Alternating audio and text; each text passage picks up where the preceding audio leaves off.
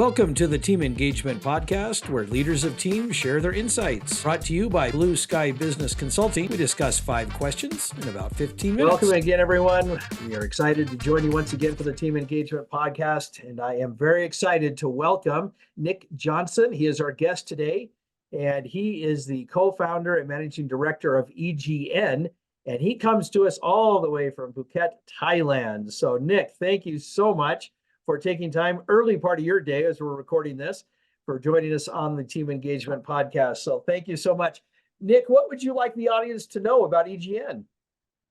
Well, first of all, thank you so much for having me, Sean. It's a pleasure to be here. And about the EGN, so yeah, it's a platform where senior executives and business owners can get together to discuss the work-related challenges that they are facing and get support on them. So it's sort of a safe haven where everyone have signed a non-disclosure agreement that you should feel this is my platform where I can discuss what matters to me and get support. Oh, I like that. Very much needed. It's that feeling that it's lonely at the top, right? So they need some support. I like that. All right, well, let's get started with our questions. Our first question, Nick, when a business owner is needing to pivot, how can they best decide how and when to do that?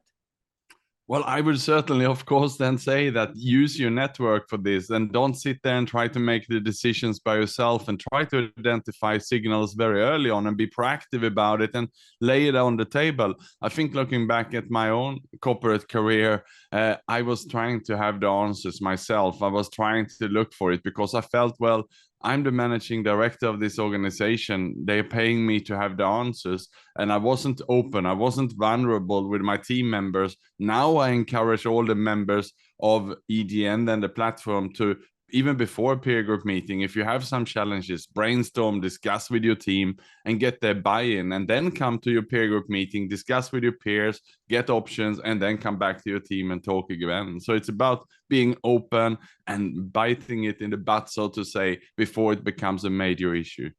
I really like that. We don't do enough discussion and communication with each other when it's time to make an important decision. And man, that is really important. So I'm really glad that you brought that up.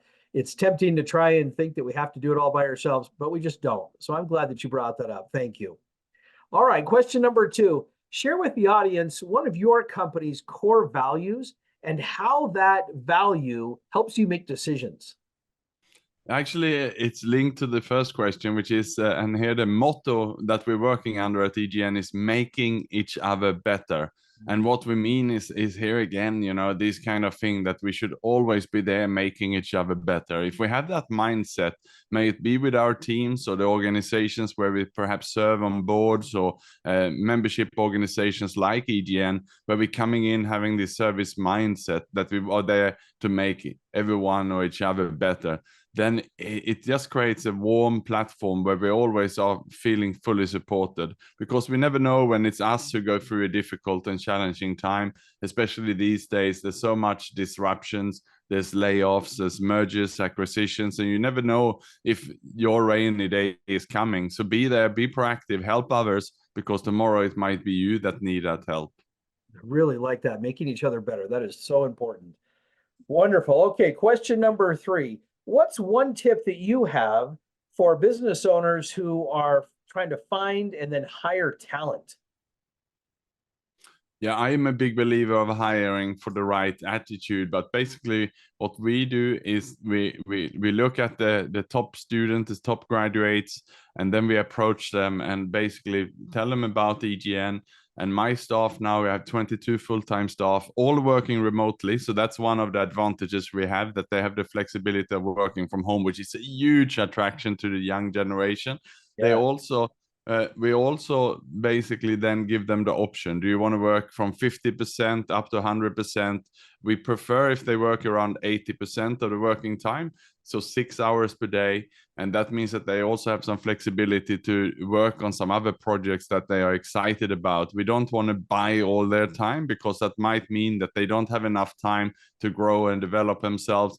We even encourage our staff otherwise to work perhaps 6 hours a day for us and 2 hours for another company. So they just have to, we also don't know if our business one day going to be out of business. I said, diversify yourself is even what we're telling our staff to be upfront.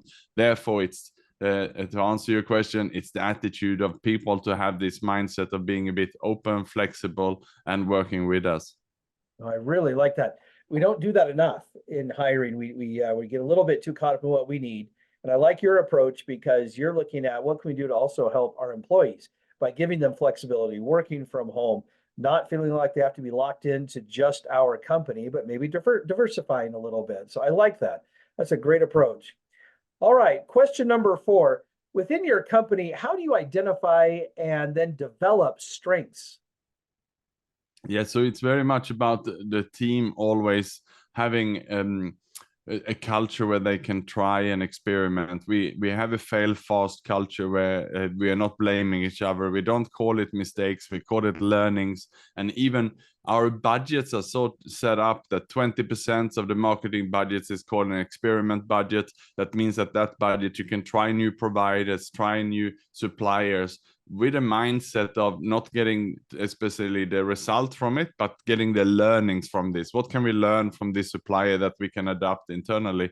So we are trying to have everyone to have this mindset of testing, experimenting, learning, and then sharing what did we learn from this to the other team members.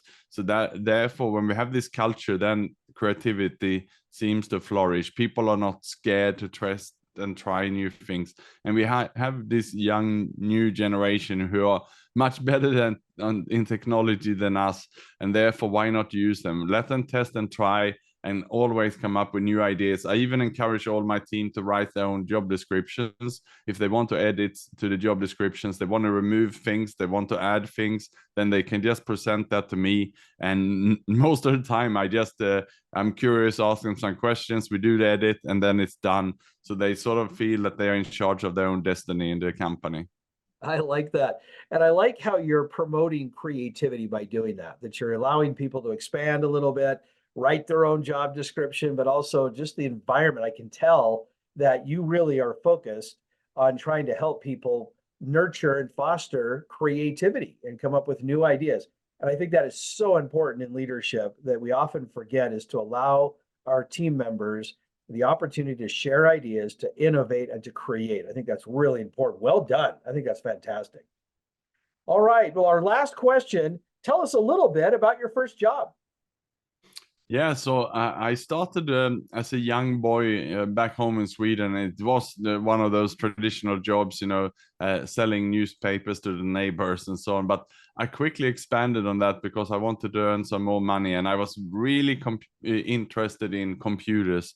So we're going back to the early 80s when the Commodore 64, the VIC-20, and all these computers came out. And what I started to do and realize was basically that in Stockholm, the capital of Sweden, those were selling secondhand a lot cheaper than in my little town in South Sweden. So I basically was buying the newspaper every week, buying those computers secondhand from Stockholm, getting them shipped down by mail to me. And then I was selling them secondhand on notice boards and in the local newspapers in my town. And I did that for about 2 years, from 13 to age 15. And I earned a lot of money, Sean. I earned a lot of money during that time. So much so that the newspapers started to complain. They don't take my ads anymore, because the local computer shops were complaining. But I earned, let's say, if it was about a $100 markup on everyone, and I sold plenty. So when I turned 15, my dream was to have a motorcycle, which you're allowed a small CC motorcycle at age 15. I bought it out of my own pocket, my own money. So that was my entrepreneurial journey starting already. I am really impressed. That is some initiative on the part of a 13-year-old. And we're probably about the same age, because that was about the 80s. That's when I was a teenager as well. So I remember those computers, and they were in demand. And so that is really neat that you kind of carved out a little place for you to resell and to make a little extra. I'm sorry that the newspaper folks weren't too happy, but hats off to you for being creative again and finding a way to earn your own money and to buy your own motorcycle and do all those things. I think that's fantastic. So well done. That's great. I love that story. And you were a good salesperson as well, obviously, if you're able to do both. And that obviously led to your entire career going forward, I'm sure. That's awesome. Well, Nick, thank you so much again for joining me on the podcast. how can people find you?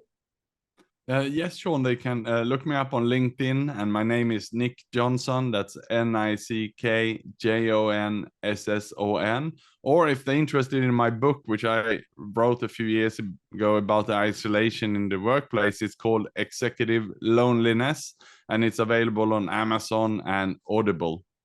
Oh, fantastic. Thank you for promoting that, because that's something you and I were talking about right before we started the recording here on the podcast, was just kind of that it's lonely at the top. And we mentioned that earlier as well, and how important it is that we have a support group around us. If you're the sole executive, if you're a solopreneur, or if you just have a team underneath you, but you are really the executive, that is an important topic, executive loneliness. So make sure you check out Nick's book and learn a little bit more about how you can help yourself if you're in that situation and you're feeling a little overwhelmed. So, well, thank you again for everybody for joining us on the podcast. I wish everybody success in life and in business. Have a great day. This is Sean Richards with the Team Engagement Podcast, where leaders of teams share their insights.